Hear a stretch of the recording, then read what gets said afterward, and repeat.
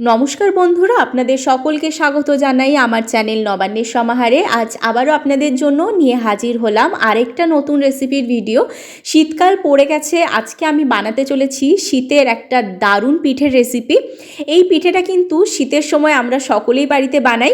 আমি কিভাবে বানাচ্ছি সেটাই আপনাদের সাথে শেয়ার করছি। আপনারা কিন্তু কমেন্ট বক্সে জানাতে ভুলবেন না আপনারা কিভাবে বানান।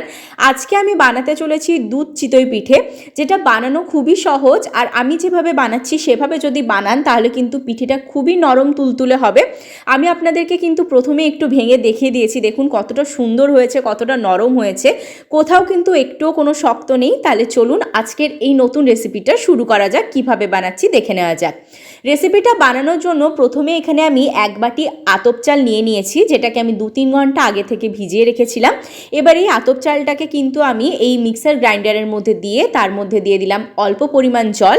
এবার এটার একটা স্মুথ পেস্ট আমি তৈরি করে নিয়ে দেখুন চলে এসেছে। এবার একটা পাত্রের মধ্যে কিন্তু এটা আমি ঢেলে দিলাম। পাত্রের মধ্যে পেস্টটা ঢেলে দেওয়ার পর এর মধ্যে দিয়ে দিচ্ছি আমি 2 চামচ আটা। এখানে আমি আটাটা ব্যবহার করেছি, তবে এটা সম্পূর্ণ অপশনাল, আপনারা চাইলে ব্যবহার করতেও পারেন কিংবা নাও করতে পারেন। দিয়ে দিয়েছি এখানে অল্প পরিমাণ নুন, আর দিয়ে দিয়েছি এখানে 1/4 টিস্পুন বেকিং পাউডার। এখানে আমি পাউডারটা ব্যবহার করেছি, সোডা কিন্তু ব্যবহার করিনি। এবার ভালো করে কিন্তু এটাকে আমি মিশিয়ে নিচ্ছি। এখানে কিন্তু কোনো রকম দলা থাকলে চলবে না, সেজন্য খুব ভালোভাবে হাতের সাহায্যে এটাকে কিন্তু আমি মিশিয়ে নিচ্ছি। দেখুন এটা কিন্তু খুব ভালো করে আমি মেখে নিয়েছি। আমি আপনাদের দেখাচ্ছি ঘনত্বটা ঠিক কিন্তু এরকমই হবে। খুব সুন্দরভাবে এটাকে আমি মেখে নিয়েছি। এই ব্যাটারটা কিন্তু একদম রেডি হয়ে গেছে। এবার অপর দিকে আমি কড়াই বসিয়ে দিয়েছি, তার মধ্যে আমি একটু খালি তেল ব্রাশ করে দিচ্ছি। ব্রাশের সাহায্যে ব্রাশ করছি, আলাদাভাবে কিন্তু তেল এখানে আমি ঢালছি না।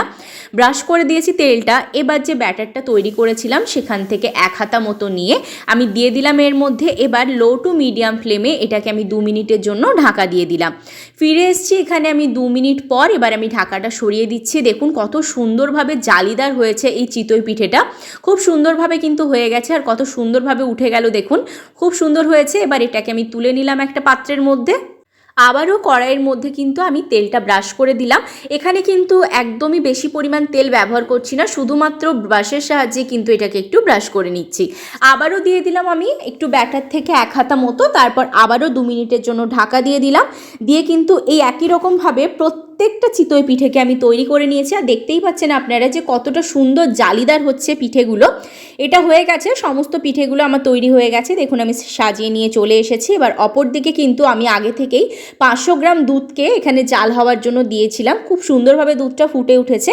এবার এর মধ্যে আমি দিয়ে দিচ্ছি খেজুর গুড়। এখানে কিন্তু আমি গুড় দিচ্ছি, আপনারা চাইলে কিন্তু চিনিও ব্যবহার করতে পারেন। আর মিষ্টিটা সবসময় আপনারা আপনাদের স্বাদ অনুযায়ী ব্যবহার করবেন, কারণ সবাই সমান পরিমাণ মিষ্টি খেতে পছন্দ করেন না। কেউ বেশি পছন্দ করেন, কেউ কম পছন্দ করেন। এখানে আমি আমার পরিমাণ মতো মিষ্টিটা দিয়েছি। এবার দেখুন ভালো করে কিন্তু গুড়টাকে এর সাথে আমি মেল্ট করে নিচ্ছি। ভালোভাবে দুধটা ফুটে উঠেছে। এবার এই যে পিঠেগুলো আমি তৈরি করে রেখেছিলাম সেগুলোকে দিয়ে দিলাম আমি এই দুধের মধ্যে। দিয়ে দেওয়ার পর প্রত্যেকটা পিঠেকে এবার আমি এটাকে 5 মিনিটের জন্য মিডিয়াম ফ্লেমে ভালোভাবে ফুটিয়ে নিচ্ছি। তাহলে কিন্তু পিঠেটাও খুব ভালোভাবে এখানে সেদ্ধ হয়ে যাবে। দেখুন এবার এইভাবে আমি একদম মিডিয়াম ফ্লেমে এটাকে ফুটিয়ে নিয়েছি। ফিরে এসেছি 5 মিনিট পর। দুধটাও অনেকটা ঘন হয়ে গেছে, আর এখানে পিঠেগুলোও কিন্তু সেদ্ধ হয়ে গেছে। আমি ঠান্ডা করে নিয়ে একটা প্লেটের মধ্যে সার্ভ করে নিয়ে চলে এসেছি। দেখুন কতটা নরম তুলতুলে হয়েছে। এইভাবে যদি আপনারা দুধ চিতই পিঠে বানান তাহলে কিন্তু পিঠেটা আপনাদেরও খুব নরম তুলতুলে হবে। রেসিপিটা যদি আপনাদের একটুও ভালো লেগে থাকে তাহলে কিন্তু অবশ্যই আমাকে লাইক, শেয়ার, কমেন্ট আর সাবস্ক্রাইব করতে ভুলবেন না। সাবস্ক্রাইব করার পর পাশে থাকা বেল বাটনের অল অবশ্যই প্রেস করে দেবেন, যাতে আমার চ্যানেলে যে কোনো নতুন রেসিপি আসলে তার নোটিফিকেশন আপনারা সবার আগে পেয়ে যান। এরকম নতুন নতুন রান্নার রেসিপি পাওয়ার জন্য কিংবা এই শীতের মৌসুমে পিঠের রেসিপি পাওয়ার জন্য আমার চ্যানেলটা কিন্তু সাবস্ক্রাইব করতে ভুলবেন না। ফেসবুক পেজ থেকে দেখলে পেজটা অবশ্যই ফলো করবেন। ভালো থাকবেন, সুস্থ থাকবেন। আবার দেখা হচ্ছে আরও একটা নতুন রেসিপির সাথে।